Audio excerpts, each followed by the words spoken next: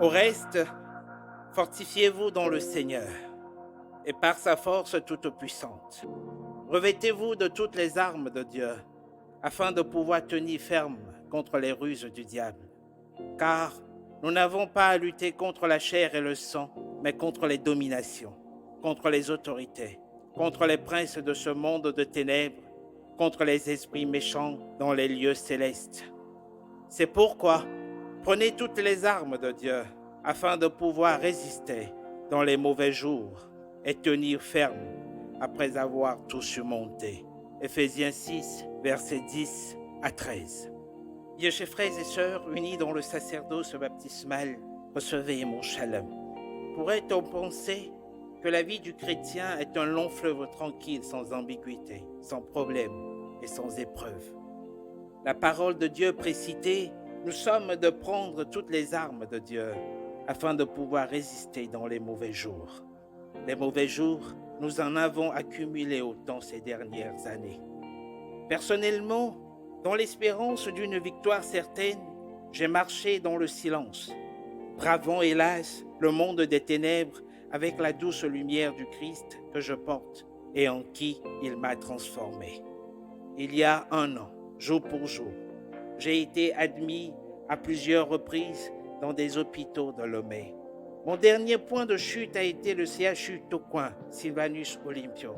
Jadis, j'ai été victime d'un important dysfonctionnement au niveau de mes organes internes qui a causé de graves lésions viscérales qui, sans une intervention chirurgicale, m'ôtaient la vie.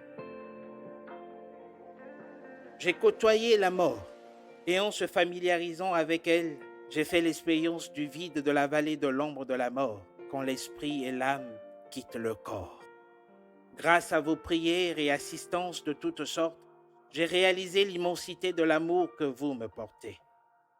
Votre amour, sans doute sincère et inconditionnel, a forcé Dieu à me faire revenir, car un ange m'a bien posé la question de savoir pourquoi on te réclame si ardemment sur terre. S'il en a fallu peu pour moi, beaucoup n'en ont pas eu cette chance. Triste nouvelle, dans mes moments de convalescence et de récupération, j'ai vite été rattrapé par l'esprit de mort, se manifestant en un accident et à un mauvais suivi clinique. J'ai perdu en moins de 2 mois 2 jeunes qui forment des piliers du groupe C'est encore possible. Fayad, vidéaste, réalisateur talentueux, mort accidentellement.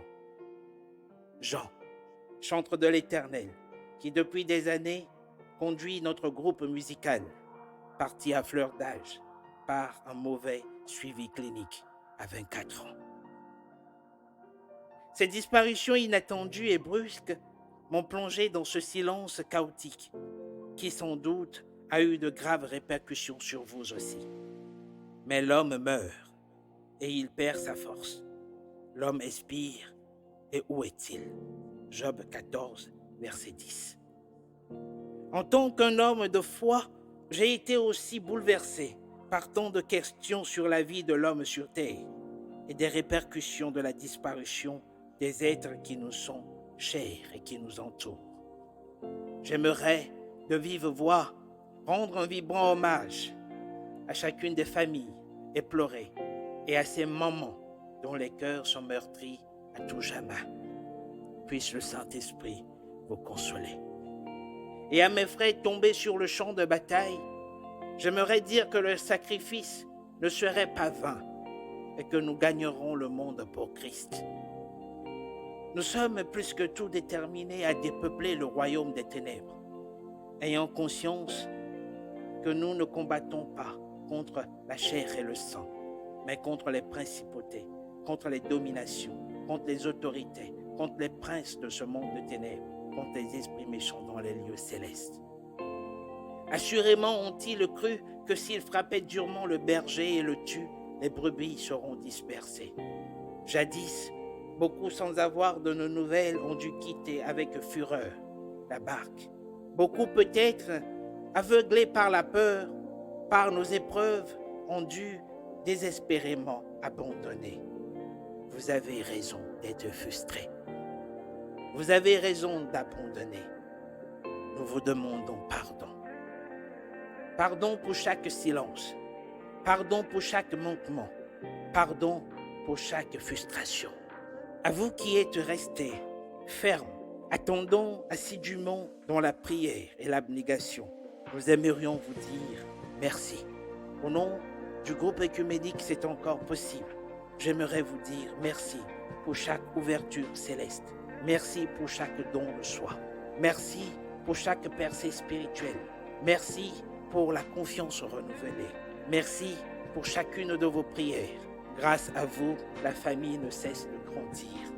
Un arbre a de l'espérance. Quand on le coupe, il repousse. Il produit encore des rejetons. Quand sa racine a vieilli dans la terre, quand son tronc meurt dans la poussière, il reverdit à nouveau. Il reverdit à l'approche de l'eau. Il pousse des branches comme une jeune plante. Job 14, versets 7 à 9. Alors bien, chers frères et sœurs, qui nous séparera de l'amour de Christ? Serait-ce la tribulation ou l'angoisse, ou la persécution ou la faim, ou la nudité ou le péril, ou l'épée? Selon qu'il est écrit, c'est à cause de toi qu'on nous met à mort tout le jour, qu'on nous regarde comme des brebis destinées à la boucherie. Mais dans toutes ces choses, nous sommes plus que vainqueurs par celui qui nous a aimés. Car j'ai l'assurance que ni la mort, ni la vie, ni les anges, ni les dominations, ni les choses présentes, ni les choses à venir, ni les puissances, ni les hauteurs, ni la profondeur, ni aucune autre créature ne pourra nous séparer de l'amour de Dieu manifesté en Jésus-Christ notre Seigneur. Romains 8, versets 35 à 39. Bien, chers frères et sœurs, nous vous demandons pardon, mais à culpa, ni des coucous, ni des coucous. Alors, soyez richement bénis. Shalom.